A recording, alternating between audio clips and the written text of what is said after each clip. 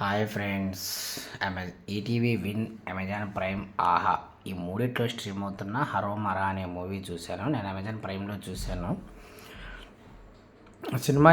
Cinema basic plot ఏంటంటే ఒక common man ఒక ఊర్లో మంచి డాన్గా ఎదగడం, ఆ ఊరిని కాపాడడం, ఒక ముగ్గురు విలన్స్ నుంచి కాపాడడం, మళ్ళా ఆ కొన్ని రోజులు ఆ రూల్ చేయడం, తర్వాత మళ్ళా ఫాల్ అన్నమాట, కిందకి పడిపోవడం.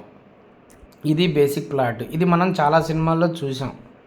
అంటే KGF, Pushpa, so gangs of Godavari కూడా నాకు ఇదే టెంప్లెట్ అనిపించింది. ఇదే టెంప్లెట్లో సాగిద్ది. కాకపోతే కొన్ని యూనిక్ పాయింట్స్ ఉన్నాయి. అంటే హీరో గన్స్ తయారు చేసి వాటిని అమ్మే బిజినెస్ చేయడం అనేది ఒక యూనిక్ పాయింట్, అది బాగుంది.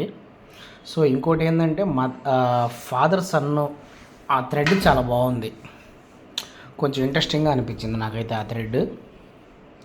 సో అట్లా కొన్ని సీన్స్ చాలా యూనిక్గా చాలా బాగున్నాయి. కొన్ని సీన్స్ ఏమో అరే మనం ఇది వేరే సినిమాలో చూసామే అన్నట్టున్నాయి.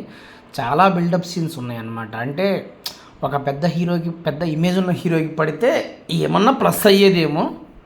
సో మిడ్ రేంజ్ హీరోలు ఇవి ట్రై చేస్తున్నారు, మరి యాక్షన్ ఇమేజ్ కోసమేమో.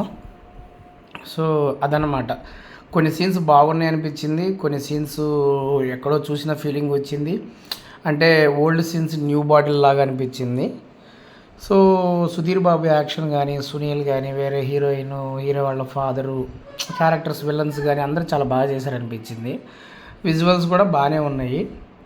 కాకపోతే ప్రాబ్లం ఏంటంటే అదే కొన్ని సీన్స్ మనం వేరే చోట చూసినట్టు, సో ఇది చాలా సినిమాల్లో చూసాం కదా అన్నట్టు ఉంటాయి. కొన్ని సీన్స్ బాగుంటాయి.